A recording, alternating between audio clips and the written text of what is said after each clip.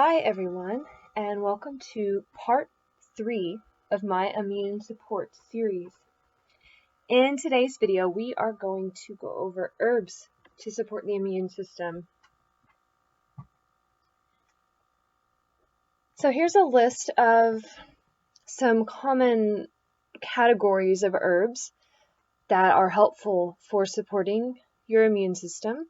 So we start out with ImmunoStimulants. These herbs do what it sounds like. They stimulate your immune system and your immune response. These are taken during an active infection to help your immune system to work better. Aromatic herbs are herbs that we consider, aromatic. They're going to be herbs like cinnamon and cloves, for instance. These herbs are typically antimicrobial as well as antioxidants, which are going to support your immune system, as we learned about in the previous video. The antimicrobial herbs do just what they say. They're going to go after the bacteria or the viruses that are making you sick. Lymphagogues are herbs that move the lymph, and the lymph is what's running through, or what your immune system is using to fight infection and move the infection out of the body. And then the last category are immunomodulators. Now these herbs aren't taken during an active infection. These are used to build the immune system, so they are used preventatively and over long term, and usually in high doses because they're safe, often food-like herbs. So some common immunostimulants. There's more than this, but these are the two most common and really readily available. So echinacea and elderberry. You can find elderberry tinctures, extracts, syrups in the grocery stores. Really easy to make yourself. I've actually made an elderberry echinacea syrup. You can find recipes online if you're into doing that kind of thing and making it yourself. Or like I said, there are so many options available in those stores for this. So these are the herbs that at the first onset of getting sick, you take these and you take a lot of them. If you wait till you're already sick, they're not going to work as much, because these are the herbs that are going to get that immune system working at the very beginning so that it fights off the infection before it really sets in. Now, if you do wait till you're already sick, these will help to lessen the length of your illness, but don't think they're not working just because you got sick anyway, or they didn't make you better right away. So these are used not preventatively, but at the onset of sickness, although you can use elderberry syrups preventatively. I wouldn't necessarily do it if it's got the echinacea in there as well. So here's a list of aromatic and antimicrobial herbs. We talked about lemon balm in the previous episode, saying that it was antiviral and it's also aromatic. We also talked about garlic because it's basically a food, but it's also considered an herb. Hyssop, osha or osha root. This is one that's recommended. You can actually, sort of like the elderberry and echinacea, at the first sign of illness, you can get the root and get a piece of the root and just chew on it. Like for a long time, like you would gum. Chew and chew and chew until it starts to break down in your mouth, really. And that, if you do that consistently every day, it will shorten the duration of your illness. Calendula, which is what's pictured here, is antimicrobial. And then you have more of those food type herbs: cinnamon, cloves, oregano, and thyme. All of these are aromatic and antimicrobial.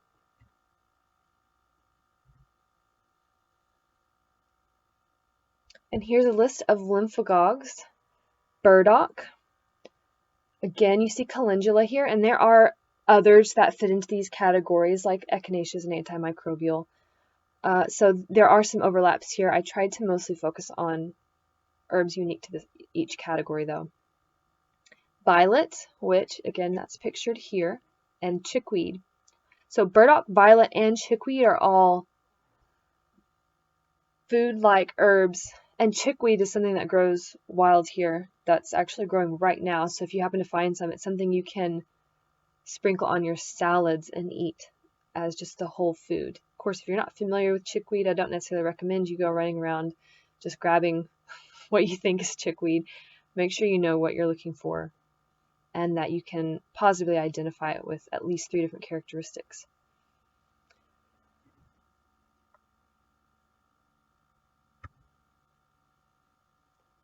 And then here are the immunomodulators, or some immunomodulators. So these are herbs that are taken not when you're sick, but when you're not in the middle of an active infection and you're trying to bolster your immune system. Ashwagandha, astragalus, and tulsi are used, well, ashwagandha and tulsi are used a lot in Ayurvedic medicine, Ayurvedic practices. Astragalus and licorice, well, licorice is too, it's a very common herb, and you don't necessarily want to take whole bunches of licorice, but it's not only is it immunomodulator, it's a little bit sweet, and no, it doesn't taste like black licorice candy. Totally different flavor. It will sweeten your teas. It's not a little bit sweet, it's very sweet. So you use a little bit of it to sweeten your teas, and then especially if you're mixing several different herbs together, the licorice helps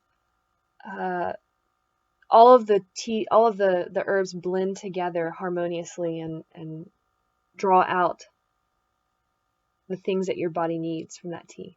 And then reishi here is obviously that is a mushroom. So these are also called adaptogen herbs, meaning they're used over long periods of time to support, in this case, the immune system, but some of these also support the nervous system.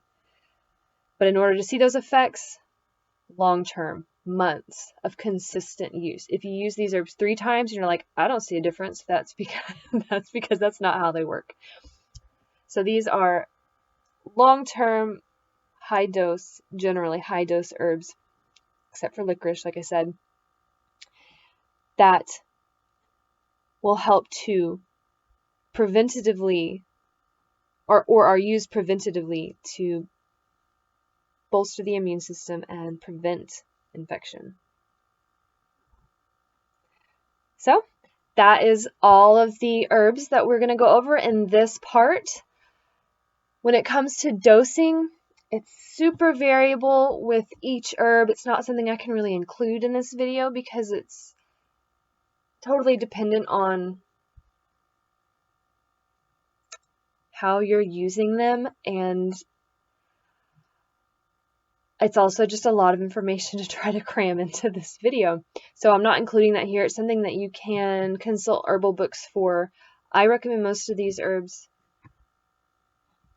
Well, I of course recommend them whole herb generally, but that's going to be probably kind of hard to get now with everything that's going on. So you may have to go with, if you don't already have them on hand, supplement forms of these herbs or tinctures of these herbs. So thank you guys for joining me again today for part 3 of your immune support series.